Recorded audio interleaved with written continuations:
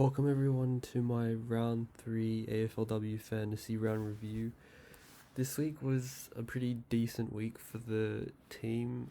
We had a round rank of 206, scored 1,181, which pushed us up around 300 overall rank, into 319th. So yeah, we had a lot of good performers this week. We had Hatchard as the captain. Not a bad score, but if I had captain Marinoff, it would have been so much better. But yeah, not too mad about that.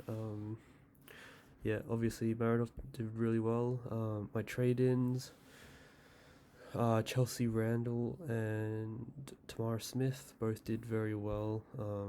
But trading Carney to Schleicher was a bit of a bad decision, because Carney ended up scoring about 12 points more than Schleicher, which kind of makes sense since Carney, I think she played Melbourne or some other good side.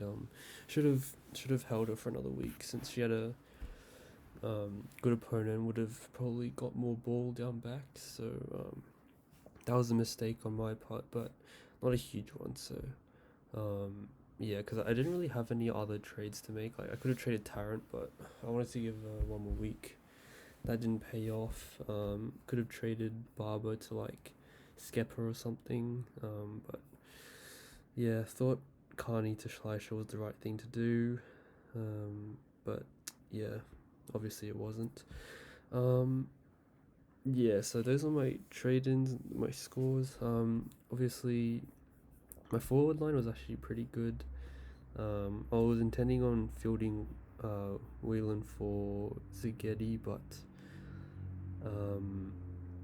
yeah, obviously Whelan had that arm injury which sidelined her. Zaghetti came off the bench, scored 53, which I'm pretty happy with. The rest of my forward line all performed above par, except maybe Gardner, but I'm still happy with an 84, which is good.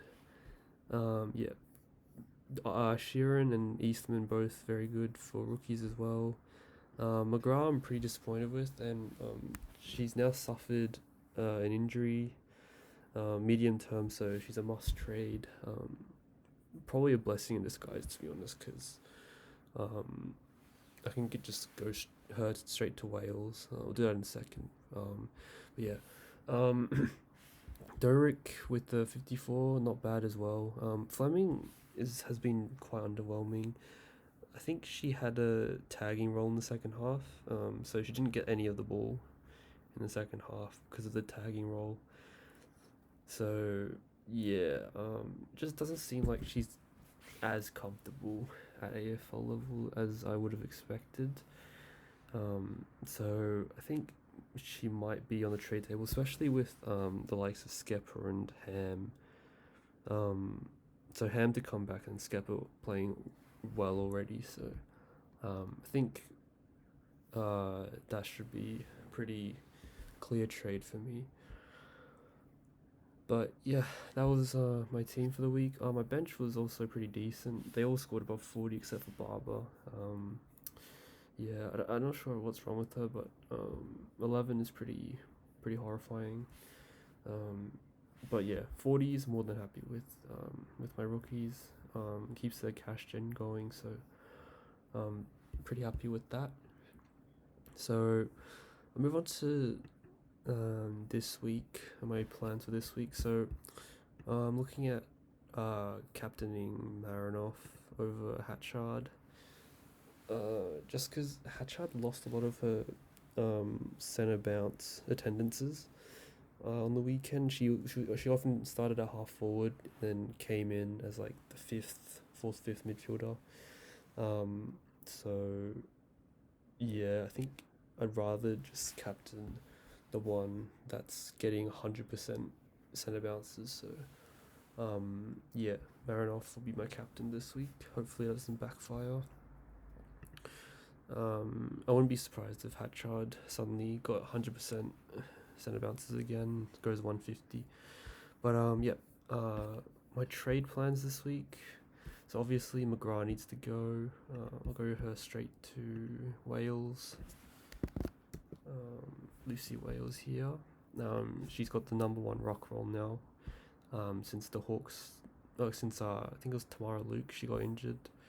So, oh yeah, never mind. Yeah. So Wales in. My other trade will probably be Fleming. It'll be either to Skepper or Ham. I'm gonna go with Ham right now because I think she's a season-long keeper. So I'd rather get the keeper in rather than the one with the lowest break even. Save a trade. Sacrifice like maybe 20k for a trade or 10k for a trade. I think that's worth it. It's such a short season as well. My third trade I'm a bit unsure about because I want to get rid of Tarrant. Her role is just I don't know what the Sydney coach is doing, putting their best defender up forward. Like I have no idea.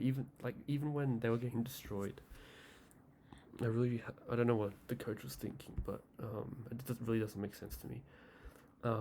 So yeah, it will either be Tarrant or it will be Whelan. I think Whelan, like, she had maybe surgery or something, so I'm gonna wait on a diagnosis for her injury.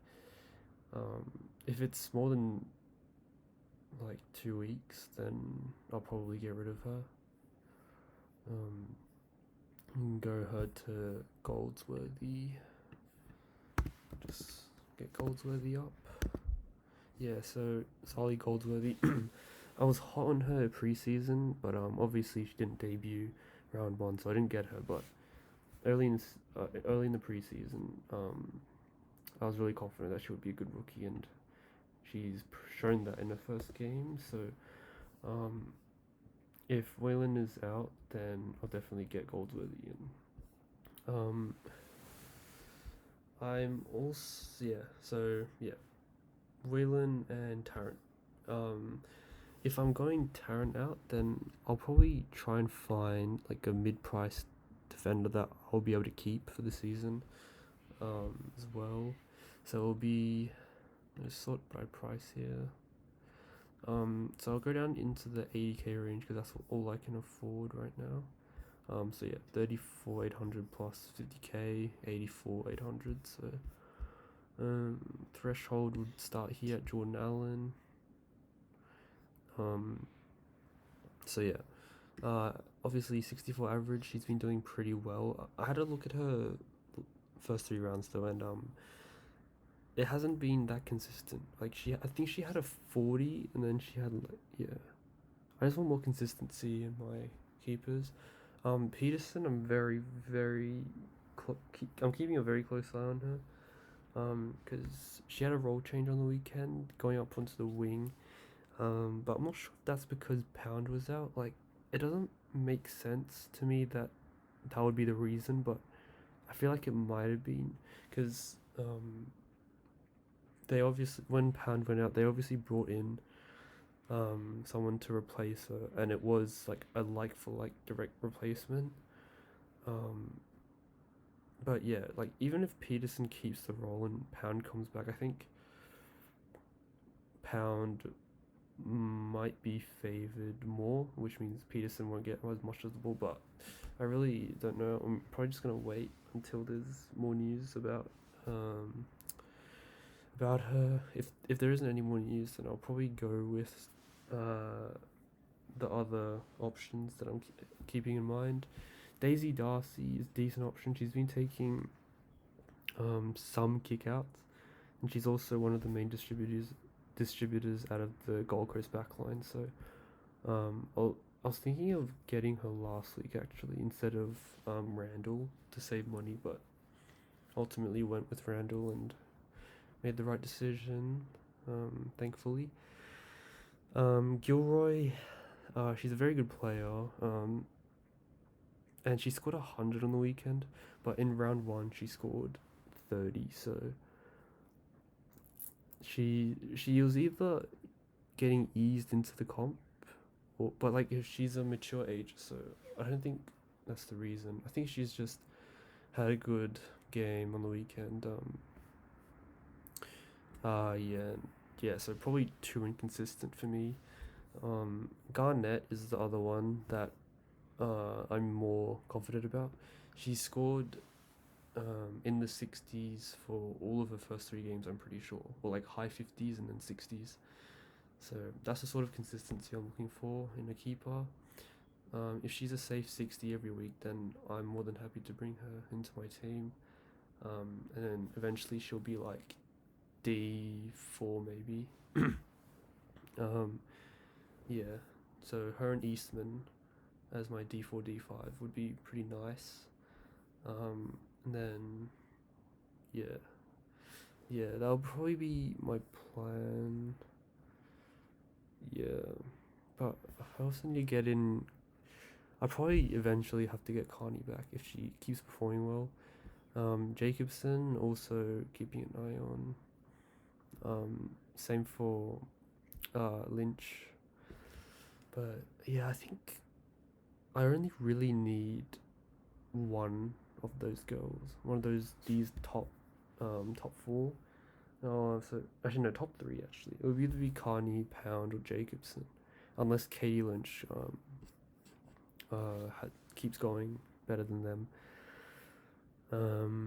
But yeah, this is my current predicament. So, trying to decide between all these players. I'll go for Garnett for now. But in the end, like I might not even do this because of Whelan. So I'll do this for now, just so I can lock in my trades. So this is what my team would look like if I did the Tarrant to Garnett trade. Honestly, I'm pretty happy with it. Like there isn't much I'd want to change about this. I'll field Spaghetti over Wayland. Yeah, I'm pretty happy with like everyone. There's no one that's not in my team that I desperately want. Like apart from the premium midfielders. Also Moody. I also kind of want Moody, but like I'll wait until Wales tops out before I get Moody. But who knows? Maybe Wales like could just be a keeper. In the end. I'm definitely going to look to get one of these premium midfielders maybe next week. Do a double downgrade and then maybe Doric or Smith up. Or maybe in 2 weeks. I'm still not sure like what I'm gonna do next week. Because obviously I'm pretty satisfied with my team. But yeah, I'm keeping an eye on Bates. I thought she would get tagged this year, so I didn't start her. But I don't see any tagging in the women's team apart from like rookies such as Fleming doing some tagging. So yeah, I think tagging just like is at the moment non-existent in women's footy. So yeah, just looking through. I don't think there's anyone else that I really want. Maybe Anderson. Like she's been playing really well. Yeah, I'll actually have to look at her stats. So I'll go on footy info. Go here and take a look at So wait, is it round 4 here? Round 4. Wait, can I look at past games? Alright, well. Okay, well, I don't know. I'll check it later, but yeah, that's probably what I'll do at the moment. I'll worry about the next 2 weeks. In the next 2 weeks, because like obviously anything could happen. We still don't have a great idea of like who the best fantasy players are, apart from the midfielders, and like the really obvious and common premiums. So yeah, that'll probably be it for my round review. I was kind of rambling a bit at the end, trying to think, make decisions. So I'll stop it here. I'll probably do some more like research. But yeah, at the moment, this is what my team will look like. if Waylon doesn't have a serious injury concern. So yeah, hope this guide helped you guys. And good luck for this week. I'll see you guys next week.